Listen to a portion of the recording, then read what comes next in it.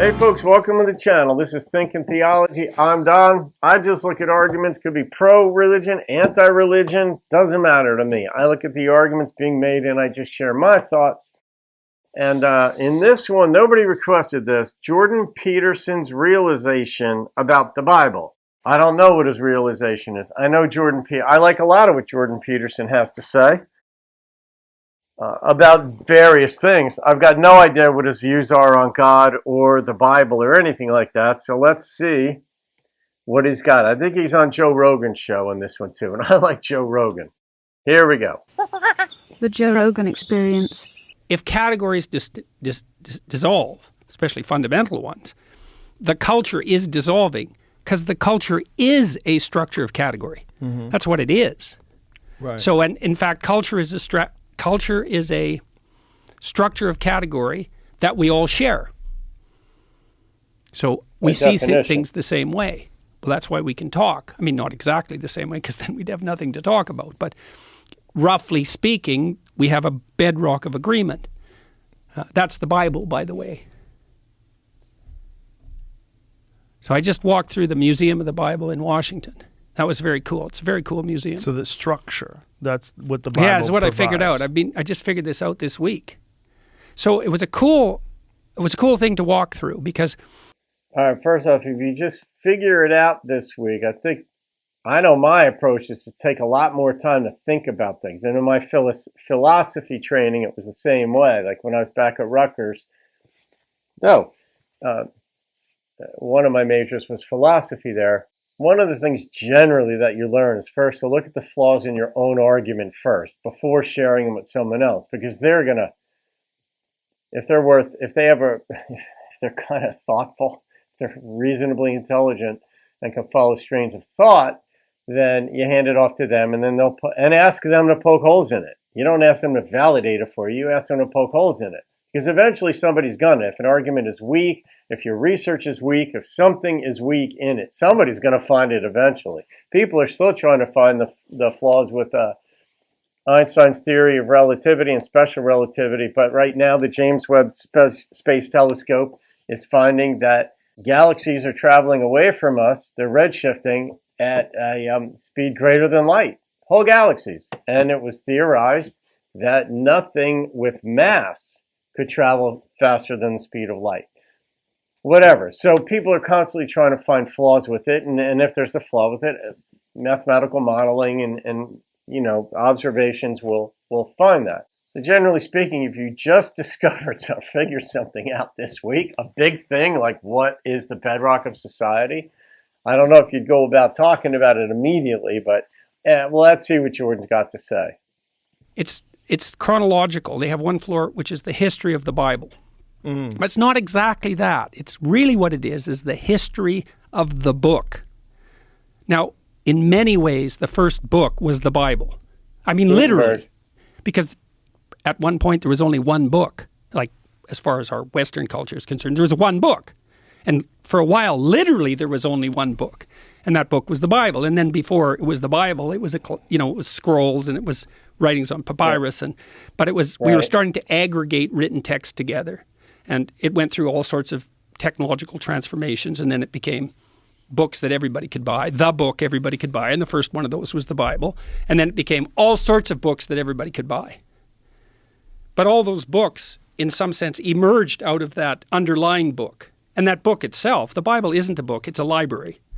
It's a collection of books. Good point. Yeah. And so... collection of letters. What I figured out was, partly because I was talking to my brother-in-law, Jim Keller, who's the world's greatest chip designer and has now designed a chip that's as powerful as the human brain, which is optimized for artificial intelligence learning, by the way. And so I talked to him about that. He said, "You heard of the internet?" I said, "Yeah, Jim, I've heard of the internet." He said, "This is way more revolutionary than that." So in any case, we were talking about meaning in text because we were talking about translation and the problem of understanding text. And Jim said, the meaning of words is coded in the relationship of the words to one another. And the postmodernists make that case, that all meaning is derived from the relationship between words. That's wrong because, well, what about rage? That's not words. And what about moving your hand? That's not words. So it's wrong. But part of it's right, because the meaning we derive from the verbal domain is encoded in the relationship between words.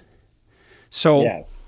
so now then you think, well, let's think about the relationship between words. Well, some words are dependent on other words. Some ideas are dependent on other ideas. The more ideas are dependent on a given idea, the more fundamental that idea is. True. That's a definition of fundamental. So now imagine you have an aggregation of texts in a civilization. You say, which are the fundamental texts? And the answer is the texts upon which most other texts depend. And so you'd put Shakespeare way in there in English, because so many texts are dependent on Shakespeare's literary revelations.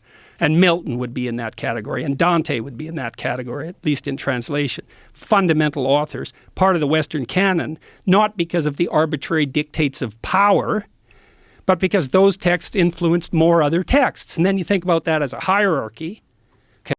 But the problem with this is most people in mankind's history have been illiterate. And even in America's history.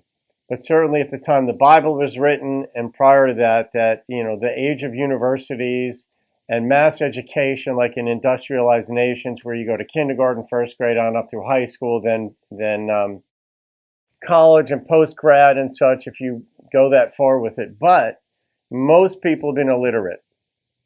So that doesn't mean that the texts themselves haven't shaped their psyches, because if you seek somebody who does read and have them read these texts to you, if you're seeking out these texts, but then certainly you're going to be influenced by it. And the influence is there undeniably.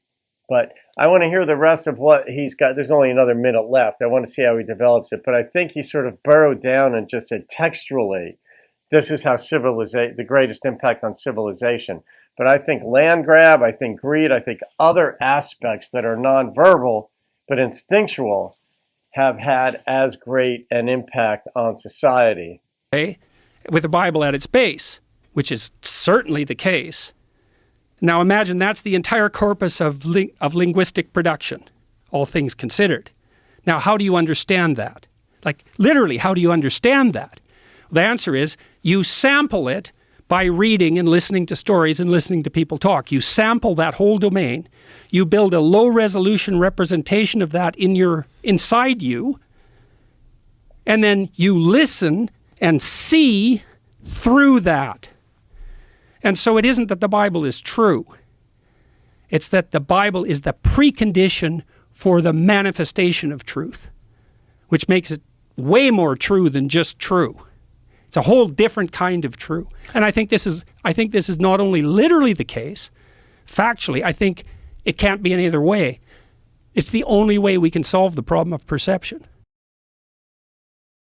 There's too much in there to go through, because then once you get into perception and such. But, okay, the texts came about, they were written down, and they were copied by scribes and so on. But those were very specific texts. Language existed prior to that. The spoken word certainly was preferred over the written word. It wasn't until the diaspora and such of Jews and all that a lot of things changed with the Hebrew texts. But it's known as the oral tradition. And then it was written down, but only because language existed for some people. The written word was accessible by a limited number of people. I think it's estimated that something like 95% of the people at the time of Jesus, we'll go back to his time frame, were illiterate. And that's why scribes are mentioned so often in the Bible, and that there's even directives within the Bible that nobody is if anybody alters the words in this book, meaning that particular letter, let him be accursed. And that's one scribe writing to the other scribe saying, look, I've done my work in this book, don't you change it. But within the scribing and the writing, meaning would be derived from those specific texts, but those were accessible to very few people. The oral tradition prior to that and succeeding that, a lot of people don't read even now. They text and such, but fewer people read books and whatnot now. Did the Bible have an influence? Yes.